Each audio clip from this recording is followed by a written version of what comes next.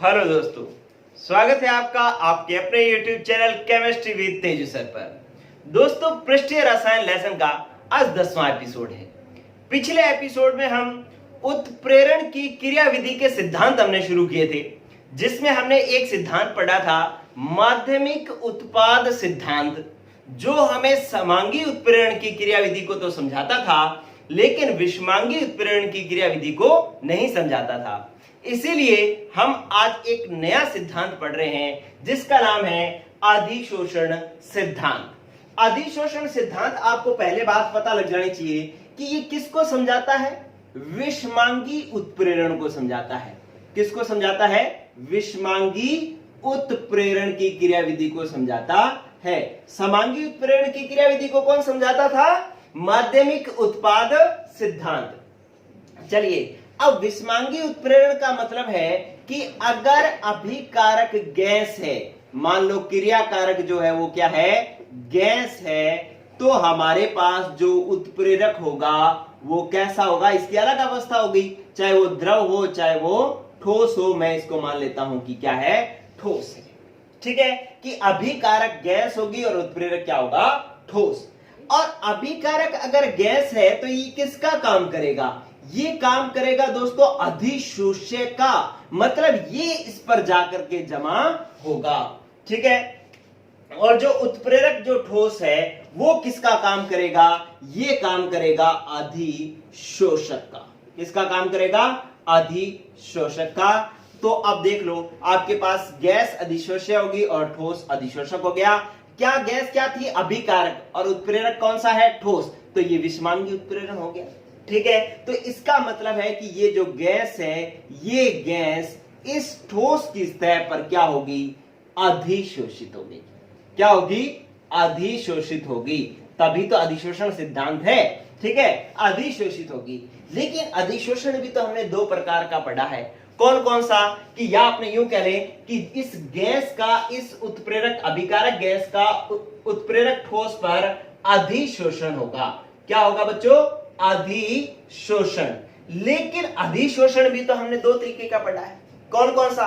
एक हमने पढ़ा है भौतिक अधिशोषण और एक होगा पढ़ा है रासायनिक अधिशोषण। तो यहां पर जो अधिशोषण होता है वो कौन सा होता है? रासायनिक अधिशोषण होता है। रासायनिक अधिशोषण होता है। ठीक है दोस्तों, तो आपने अभी तक ये इतनी बातें जान ली। चलिए, अब मैं इसको उत्प्रेरक के बारे में एक दो बात और बता देता हूं। उत्प्रेरक हमारा कुछ इस तरीके से होगा। किस तरीके से? जैसे मैंने यूं बनाया कि ये मैंने ठोस उत्प्रेरक बना लिया, मान लो ऐसे मैंने यूं बनाना है इसको। ठीक है, आप इसको अलग तरीके से भी बना सकते हो। मैं इसको इस तरीके से बना रहा हूं, कोरोना टाइप। ठीक है, इस तरीके से बना लिया। अब इसके अंदर ये जो मैं निशान ये जो बना रहा हूं, ये जो संयोजकताएं बना रहा हूं, ठीक है, ये हमारे पास पहली बात तो ये क्या है? ठोस उत्प्रेरक है। ठोस उत्प्रेरक है। इस ठोस उत्प्रेरक पर ये जो मैं बना रहा हूं, ये क्या है? इसकी मुक्त संयोजकताएं हैं। ये क्या है? मुक्त संयोजकताएं हैं। इनको हम सक्रिय केंद्र भी कहते हैं। सक्रिय केंद्र भी कहते हैं, क्योंकि जो हमारा अभिकारक गैस जो होगी वो इन्हीं से आकर के जुड़ेगी, यहां पर आकर के जुड़ेगी, यहां पर जुड़ेगी, यहां पर जुड़ेगी। तो ये इसकी सतह पर, उत्प्रेरक की सतह पर क्या है? मुक्त संयोजकताएं हैं, जिन्हें हम सक्रिय केंद्र भी कहते हैं। इन पर जाकर आकर के अभिकारक ने आकर के जुड़ना है या अधिशोष्य ने आकर के जुड़ना है। तो ये मैंने एक बार आपको एक तरीके की बातें बता दी। अब अगर इसके अंदर मेन पॉइंट जो मैंने सारी बातें जो बताई हैं, इसके अंदर आपको क्या ध्यान रखना है कि अधिशोषण सिद्धांत पहली बात विषमांगी उत्प्रेरण को समझाता है, और इसके अंदर उत्प्रेरक ठोस अवस्था में होता है। यहां पर जो अधिशोषण होता है वो कौन सा अधिशोषण होता है? रासायनिक अधिशोषण होता है। अधिशोषण होता कहां पर है? उत्प्रेरक की मुक्त संयोजकताओं पर या सक्रिय केंद्र पर। ठीक है, तो इतनी बातें हमने समझ ली। चलिए, अब बात करते हैं कि ये विषमांगी उत्प्रेरण को समझाता किस तरीके से। ठीक है, तो फिर मैं क्या करता हूं कि एक पहले एग्जाम्पल लिख लेता हूं। एग्जाम्पल मैंने लिखा कि मेरे पास N2 प्लस H2 गैस है, ये मिलकर के बना रहा है अमोनिया गैस। NH3 गैस बना रहा है। N2 भी गैस था, H2 भी गैस है, अमोनिया जो उत्पाद बना वो भी हमारे पास क्या है, गैस है। और उत्प्रेरक जो हमने लिया वो Fe, ये अभिक्रिया धीमी हो रही थी तो इसको तेज करने के लिए हमने एक पदार्थ डाला Fe। ये Fe इसमें भाग नहीं ले रहा लेकिन अभिक्रिया के वेग को तेज कर रहा है, इसलिए मैं इसको कह रहा हूं उत्प्रेरक। और इसकी अवस्था क्रियाकारकों की अवस्था से अलग है, क्रियाकारक गैस है और उत्प्रेरक ठोस है, तो ये विषमांगी उत्प्रेरण हो गया। ठीक है, तो ये मैंने एक एग्जाम्पल लिख दिया। अब ये कार्य कैसे करता है, कार्य इस तरीके से करता है कि स्टेप फर्स्ट ये अलग अलग स्टेप में ये अभिक्रिया पूर्ण होती है। तो स्टेप फर्स्ट में क्या होता है, स्टेप फर्स्ट के अंदर हमारे पास, इसको मैं अलग पेन से लिखता हूं, स्टेप फर्स्ट, ये मैं लिखा स्टेप स्टेप फर्स्ट में क्या होगा दोस्तों कि अपने पास Fe उत्प्रेरक है, मैं इसको इस तरीके से बना रहा हूं, ये लो, ठीक है, ये लो, इस तरीके से बना दिया। ये पूरे पर इस तरीके की संयोजकताएं होंगी, ये सारी सतह पर ही होंगी, लेकिन मैंने सिर्फ इतने पर ही बनाई है क्योंकि सारे पर बनाऊंगा थोड़ा समझने में मुश्किल होगी। तो ये आपके पास क्या हो गया, ठोस Fe हो गया। ये है हमारे पास Fe, कौन सी अवस्था में है, ठोस अवस्था में है, और किसका काम कर रहा है, उत्प्रेरक का काम कर रहा है। ये इस पर क्या है, मुक्त संयोजकताएं हैं। ये कार्य कैसे कर रहा है, ये किस प्रकार की, ये अधिशोषण सिद्धांत जो है विषमांगी उत्प्रेरण को किस प्रकार से समझाता है, ये बात हम करने जा रहे हैं। तो स्टेप फर्स्ट में सबसे पहले जो गैसें, क्रियाकारक गैसें हैं N2 और H2, वो यहां पर आकर के इकट्ठी होंगी। इसको हम कहते हैं सबसे पहले स्टेप फर्स्ट में अभिकारक गैसें क्या होंगी कि उत्प्रेरक की सतह पर विसरित होंगी। ये शब्द देख लेना, क्या किया है, विसरित होंगी, मतलब यहां पर आकर के इकट्ठी होंगी। ठीक है, क्योंकि इस पर अधिशोषित होने के लिए इसको पास आना भी तो जरूरी है। विसरित होने का मतलब ये कैसे, पहले क्या होंगे, इसके पास आएंगे। अब पास आने के बाद में क्या होगा, स्टेप नंबर सेकंड में क्या होगा कि जो ये गैसें जब इस उत्प्रेरक की सतह के पास आ गई हैं, अब ये क्या होंगी, इसकी मुक्त संयोजकताओं पर अधिशोषित होना शुरू होंगी। किस तरीके से अधिशोषित होंगी, इधर देखें कि अपने पास उत्प्रेरक ये रहा, इस तरीके से ये रहा उत्प्रेरक। ठीक है, मैं थोड़ा खुला खुला बना रहा हूं। अब ये जब गैसें जो है, इसका मतलब है अब गैसें जो है वो क्या हो जाएंगी, इस पर अधिशोषित हो जाएंगी।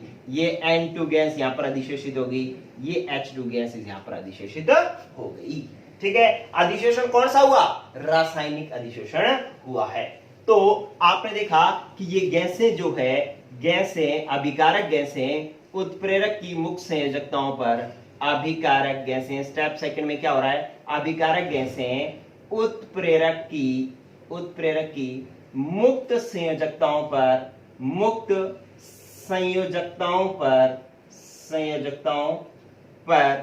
क्या होती हैं, अधिशोषित होती हैं, रासायनिक रूप से अधिशोषित होती हैं। चलो बच्चों, अब ये बात तो समझ ली, लेकिन जब ये अधिशोषण होगा, ये गैसें यहां पर जमा होंगी, यहां पर भी होंगी, यहां पर भी होंगी, लेकिन मैं सब पर नहीं लिख रहा हूं, मैं सिर्फ एक पर ही लिख रहा हूं ताकि जो है समझाने में आसानी रहे, नहीं तो सारा कचरा सा हो जाएगा, समझ में नहीं आएगा। जब ये गैसें इस पर जमा होगी तो हमने अधिशोषण पहले पढ़ा है कि जब ये गैसें इस पर अधिशोषित होती है तो अधिशोषण एंथैल्पी निकलती है, ऊर्जा निकलती है, जिसको हम क्या कहते हैं, अधिशोषण एंथैल्पी निकलती है। ठीक है, ये अधिशोषण एंथैल्पी निकलती है। क्या होता है, अधिशोषण एंथैल्पी क्या होती है, ऊर्जा मुक्त होती है, उसको अपने कहते हैं अधिशोषण एंथैल्पी। ठीक है, आपको पीछे का लेसन जो है वो स्टेप वाइज देखना ही जरूरी होता है, पीछे वाला एपिसोड देखने जरूरी है, तभी जो है आपको पता लगेगा कि ये अधिशोषण एंथैल्पी मुक्त होती है। चलिए, अब क्या होगा कि इन दोनों अभिकारकों को N2 और H2 को आपस में अभिक्रिया करके सक्रिय संकर बनाने के लिए एक ऊर्जा की आवश्यकता होती है, जिसको अपने कहते हैं सक्रियण एंथैल्पी। ठीक है, सक्रियण ऊर्जा की आवश्यकता होती है, और सक्रियण ऊर्जा जो है वो इसको कहां से मिलती है, ये जो ऊर्जा मुक्त होती है ना, वो ऊर्जा इनको सक्रियण ऊर्जा के रूप में मिल जाती है। यहां पर जो ऊर्जा मुक्त होगी वो ऊर्जा इनको किसके रूप में मिल जाएगी? सक्रियण ऊर्जा के रूप में मिल जाएगी। ये ऊर्जा इनको मिल जाएगी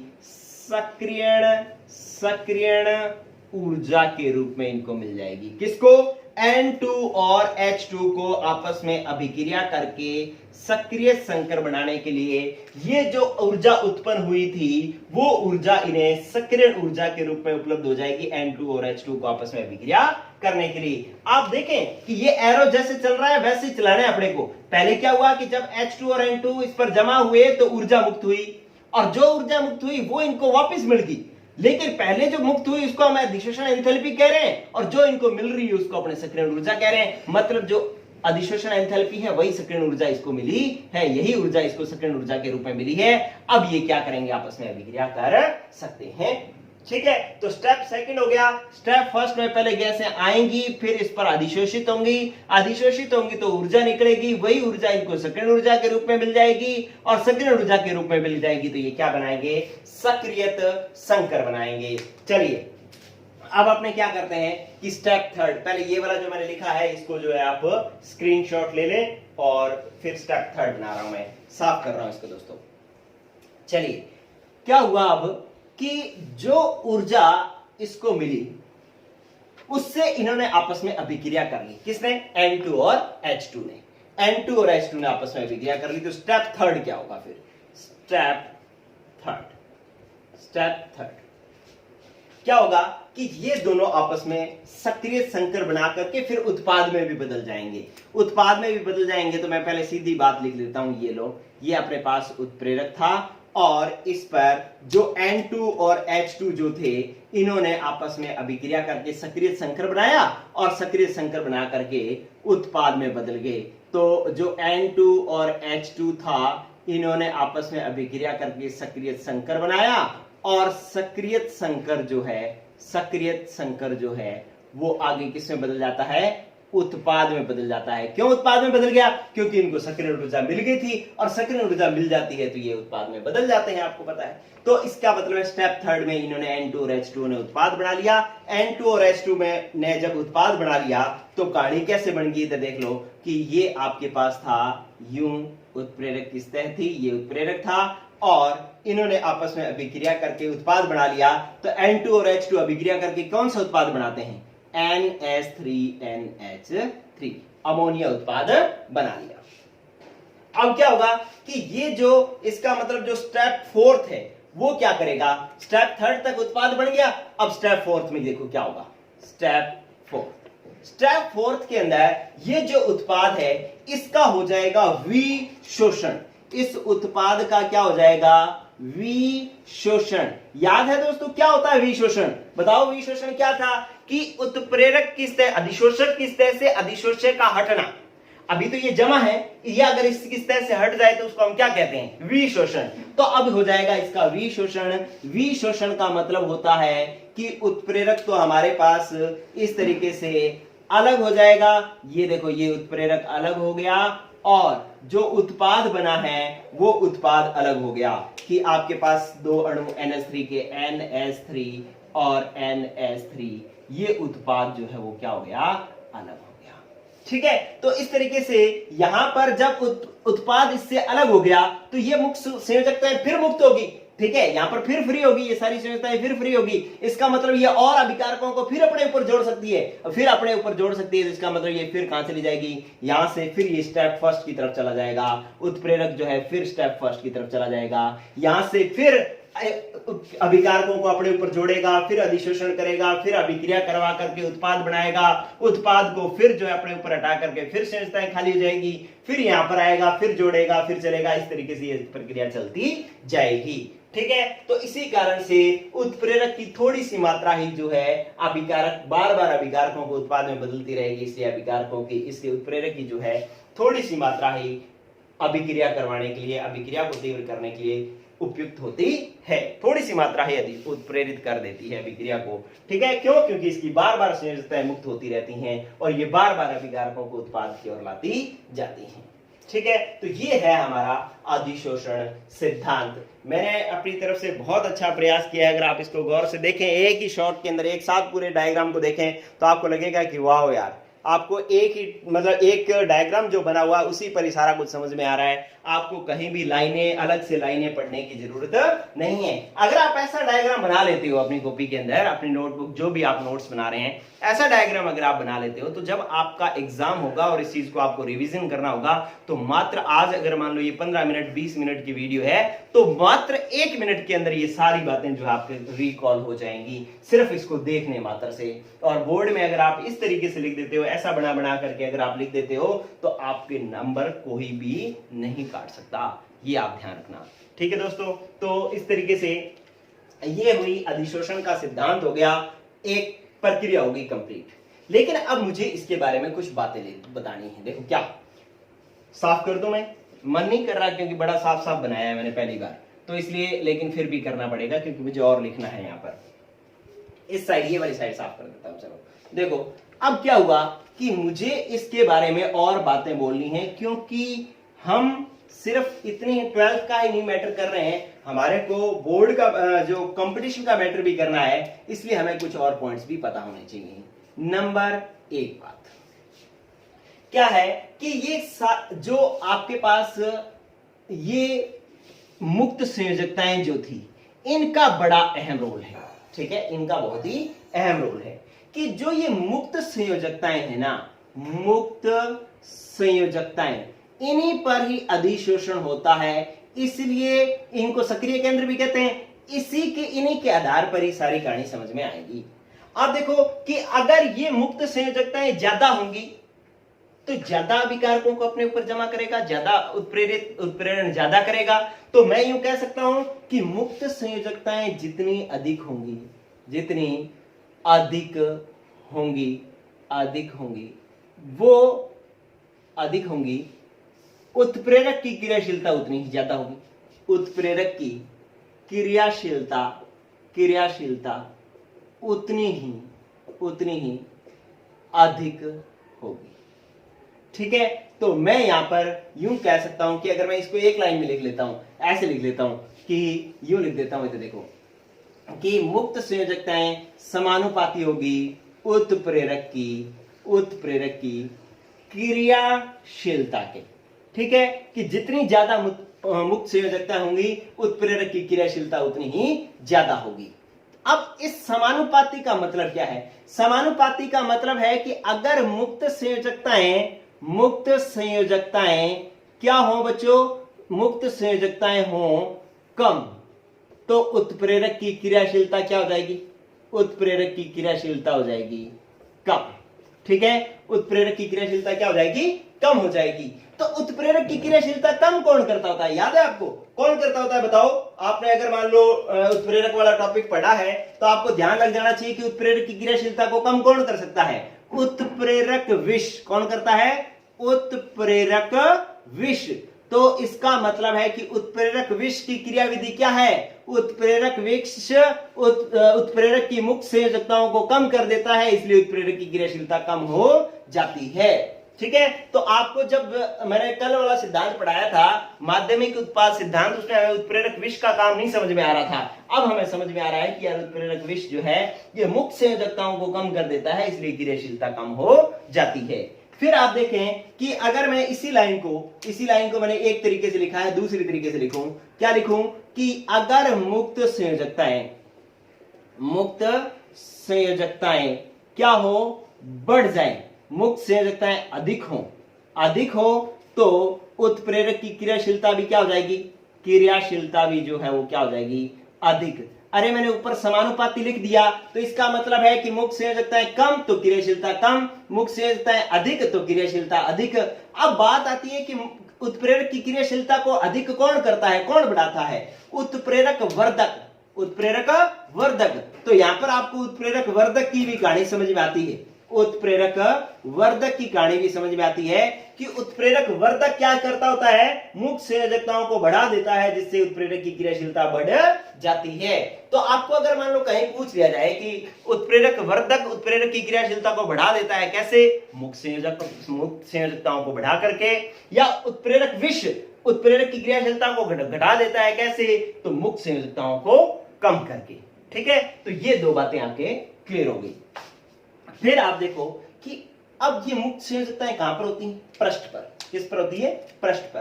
तो अगर मैं यहां पर एक बात लिख रहा हूं कि अगर इसके टुकड़े किए जाएं, किसके? उत्प्रेरक के टुकड़े किए जाएं, उत्प्रेरक के टुकड़े किए जाएं, तो क्या हो जाएगा? पृष्ठ बढ़ जाएगा। पृष्ठ बढ़ जाएगा तो मुक्त संयोजकताएं बढ़ जाएंगी। मुक्त टुकड़े करोगे तो क्या हो जाएगा? मुक्त संयोजकताएं बढ़ जाएंगी। और मुक्त संयोजकताएं बढ़ जाएंगी तो क्या होगा? क्रियाशीलता बढ़ जाएगी, क्रियाशीलता बढ़ जाएगी। ठीक है, तो इसका मतलब है कि जितना ज्यादा छोट बारीक अगर मान लो उत्प्रेरक होगा उतना ही उसकी क्रियाशीलता ज्यादा होगी, क्योंकि टुकड़े होने से उसकी मुक्त संयोजकताएं बढ़ जाएंगी, इसलिए क्रियाशीलता बढ़ जाएगी। फिर आप देखें कि ये तो बात होगी उत्प्रेरक की क्रियाशीलता को समझाने की। जो मैंने पिछले सिद्धांत में जो कमियां बताई थी वो सारी कमियां दूर होती जा रही हैं, अगर आपको ध्यान लग रहा हो तो। अब एक स्टार डाल करके यहां पर बात समझ लें, क्या कि ये भी करता तो वही है कि सक्रियण एंथैल्पी को कम कर देता है, सक्रियण ऊर्जा को क्या कर देता है? कम कर देता है, जिससे अभिक्रिया वेग बढ़ जाता है, अभिक्रिया वेग बढ़ जाता है। ठीक है, ये बात तो यहां पर भी वही है।